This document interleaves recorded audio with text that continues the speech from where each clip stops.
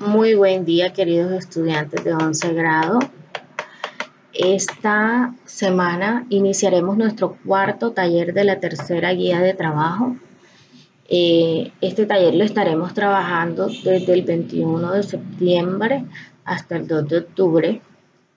Con él iniciaremos la etapa de comprensión lectora con un texto que se llama El Eclipse, y este clásico narrativo lo vamos a leer, nos vamos a disponer a leerlo y a comprender su estructura. Nos vamos a cuestionar los momentos de la narración que nos están contando. El texto comienza comentando la situación que está enfrentando Fray Bartolomé Arrázola en una situación, en un contexto histórico de la conquista, cuando los primeros religiosos se ubicaron en América. Entonces, a partir de este texto que vamos a leer, vamos a desarrollar unos interrogantes. Yo he querido ubicarme inicialmente en los interrogantes para que ustedes desarrollen la lectura de modo particular, pero en los interrogantes sí he querido dejarles claro, porque es que hay una información en las preguntas que no aparece en el taller y que era necesario socializar. Entonces, en nuestra primera pregunta, me dicen la relación entre el contenido global del texto y su título destaca. Me están preguntando qué relación existe entre la información que me está dando el texto y cómo se llama el texto. Entonces, yo ahí tengo que analizar la estructura general del texto. En el punto 2, en el texto se enfrentan, me están pidiendo que yo analice las dos posiciones que se están enfrentando en el texto. Dos puntos de vista marcados que expone el texto. En la pregunta 3, con respecto a los eclipses, en el texto se produce una convergencia cultural. Se unen dos culturas y, no se unen directamente, sino que se encuentran. Y esas dos culturas, ¿cuáles son? ¿Cuáles son las creencias, los conceptos que traen esas dos culturas? A eso se refiere. He querido resaltar las palabras claves de cada una de las preguntas para que podamos comprender mayormente qué es lo que nos están cuestionando. En la pregunta 4, sencilla porque tiene que ver con léxico, a qué hace referencia la palabra códices. Entonces vamos a buscar el significado y dependiendo de eso lo vamos a relacionar con el concepto que mejor aborda la palabra. Luego, en el punto 5, aparece, de acuerdo con los hechos narrados, se infiere que Carlos V mencionado era. ¿Quién era Carlos V? Según lo que menciona él, que recuerda en el convento. ¿Quién era? Llegó hasta allá para decirle qué, para ordenarle qué. Entonces, ¿quién es el personaje? 6. La idea sobre la muerte expresada por Fray Bartolomé. La idea expresada. ¿Qué expresa él? ¿Cuál es su concepción con respecto a la muerte? ¿Cuál es su punto de vista? ¿Desde qué criterio lo hace? La pregunta 7. La piedra de los sacrificios mencionada en el texto responde a. Aquí tengo que ubicarme en el contexto cultural en el que está narrada la historia y entonces pues tengo que ver a qué hace referencia eso de la piedra de los sacrificios. En este momento no tiene un sentido cultural para mí, pero en esa época sí lo tenía y lo expresa el texto. Entonces vamos a buscar a qué hace referencia. El punto 8. Entonces floreció en él una idea digna de su talento y su cultura universal. Preguntas como esta es por la cual estoy socializando particularmente el taller, porque miren lo que dice la pregunta. El uso del conector subrayado. Yo le subrayo aquí el conector. Estamos hablando de entonces. Me están preguntando por la función, es una pregunta de sintaxis, la función de la palabra entonces en la oración.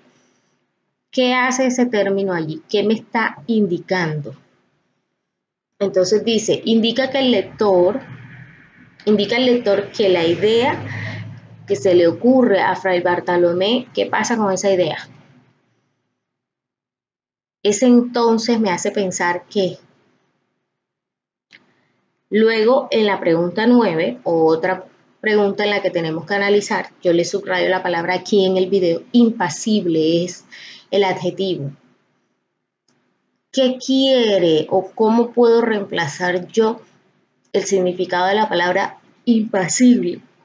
Entonces aparece un término que debo asociar por sinonimia. Pregunta 10. La narración de Monterroso tiene como título El eclipse porque vamos a establecer. Esta tiene mucho que ver con aquella pregunta del inicio en la cual me pedían que qué relación existía con el título y el contenido del texto. Entonces esa pregunta de arriba también me puede servir para acá. Sigo con la pregunta 11. Acá abajo. Sigo con la pregunta 11. El orden en el que ocurre la narración. Bueno, yo lo que tengo es que identificar los momentos que suceden en esos momentos. Recuerden que las narraciones tienen un momento, introducción o inicio, el conflicto que vive y el desenlace. Entonces, cuando yo identifique esos momentos, identificaré las acciones y allí podré determinar el orden de la narración, de las acciones de la narración. Pregunta 12. En el momento en que Fray Bartolomé se siente perdido, recuerda el convento de los Abrojos en España, porque ¿cuál es el motivo por el cual recuerda él eso?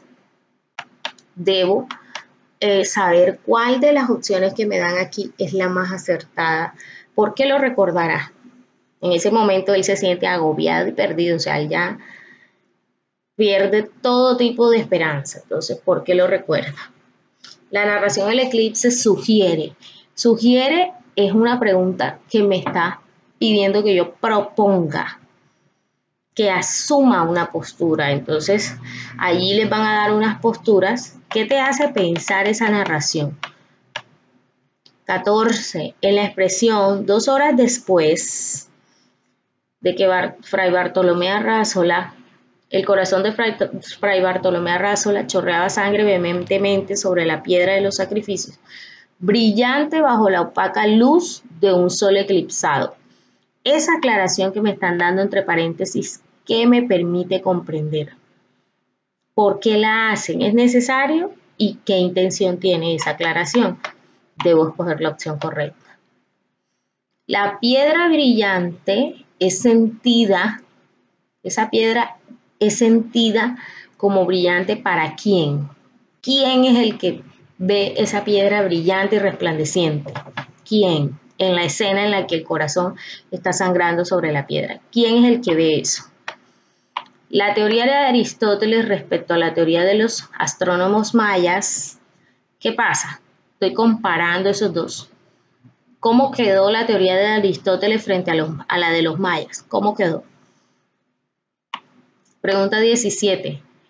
Una pregunta que podría hacerse desde la lectura. Desde la lectura. Muy claro eso. Yo me puedo hacer muchas preguntas con respecto al tema, pero desde la narración, desde lo que me está proponiendo la narración, ¿qué preguntas me hago? Y la última pregunta tiene que ver con una figura literaria que se llama la elipsis. Y también es un rasgo de coherencia y cohesión. ¿Se acuerdan que hablamos de ello en la clase anterior?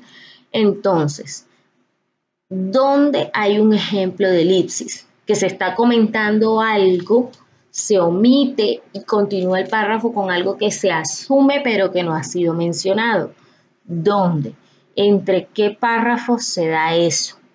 Para eso debo seguir la secuencia lineal del texto. Entonces, de acuerdo a todo los cuestionamientos que acabé de explicar, espero el desarrollo de una guía fructífera